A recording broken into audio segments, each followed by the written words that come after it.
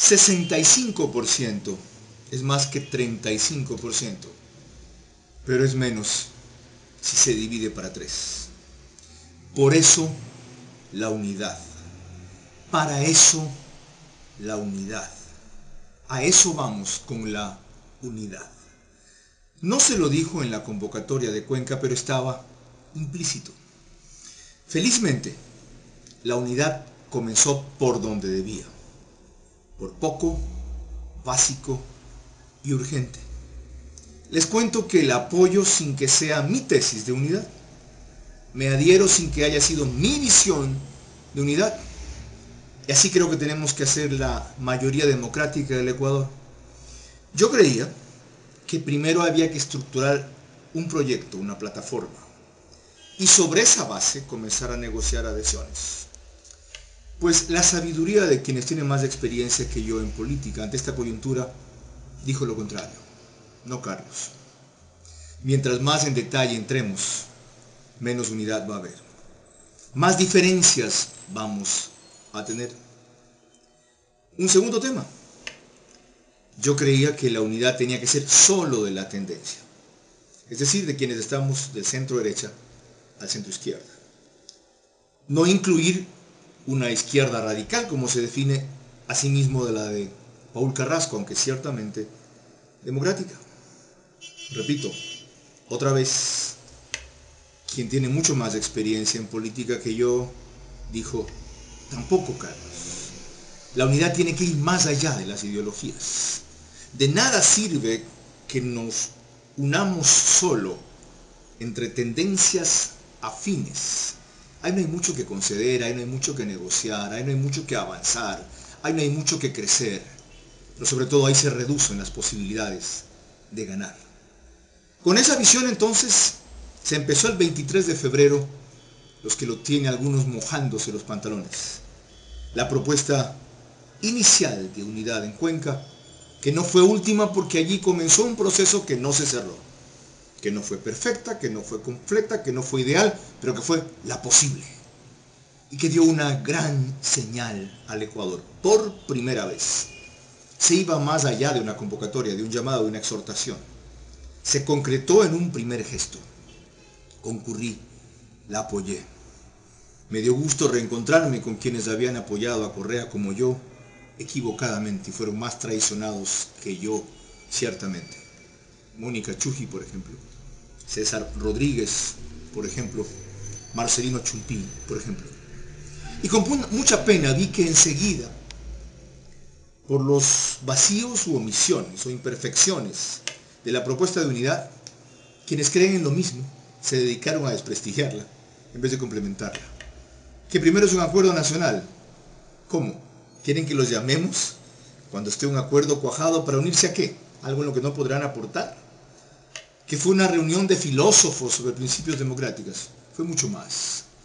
Son 2 alcaldes de las mayores ciudades del país, representando a millones de votantes, y un prefecto de la tercera provincia del Ecuador, representando a cientos de miles más, jugándose su futuro político, sus puestos y la colaboración del gobierno, en función de un objetivo superior. Que los alcaldes y los prefectos debían haberse pronunciado antes contra la reelección indefinida. Lo hicieron. Otra cosa es que no lideraron la propuesta. Si la liderábamos, decían que nos queríamos montar en quien la estaba encabezando, y muy bien, por cierto. O que estábamos disputando protagonismos y liderazgos. Que no solo ahora hay que defender la democracia, que antes hay que hacerlo. Te recuerdo que Nebot puso 312.000 personas el 11 de febrero del 2010 en las calles de Guayaquil, cuestión que nunca ha hecho nadie antes, en defensa de un principio democrático. La plata que maneja el gobierno es del pueblo, no de ellos. Y cuando le quisieron robar 17 millones de Guayaquil, fuimos a las calles no por los 17 millones, sino por el principio de autonomía que quieren o quisieron y siguen queriendo y respetar. Por eso en Cuenca se habló de unidad en la diversidad, de respeto, de democracia, de libertad de expresión. Suficiente. ¿Qué más quieren?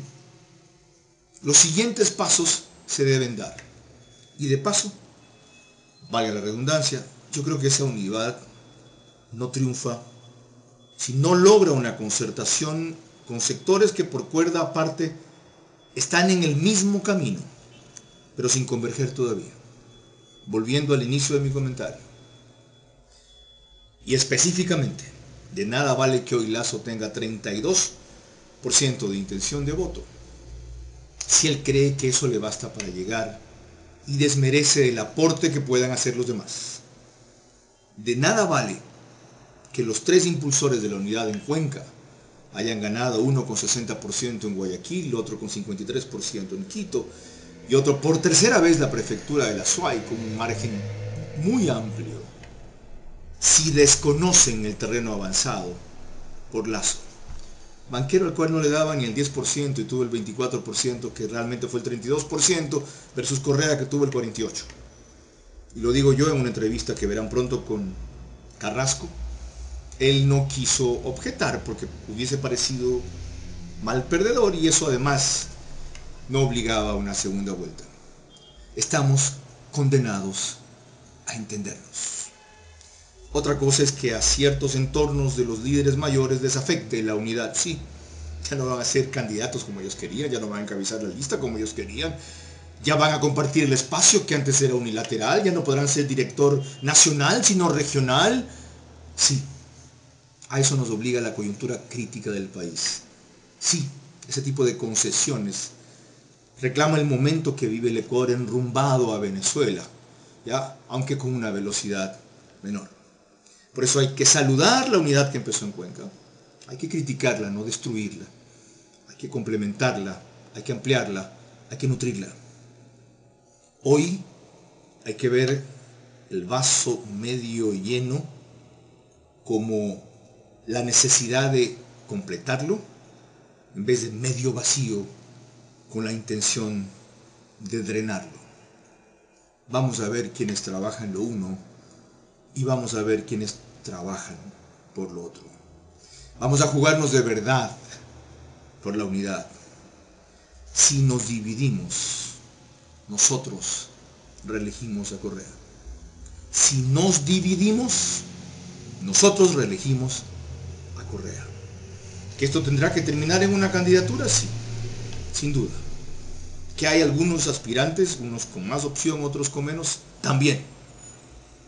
Pero no nos dejemos confundir, ni nos dejemos apresurar, si no el pueblo nos va a castigar solito. ¿No hay candidatura única? Bueno, habrá voto único. Y lo peor es que ese voto único se puede equivocar.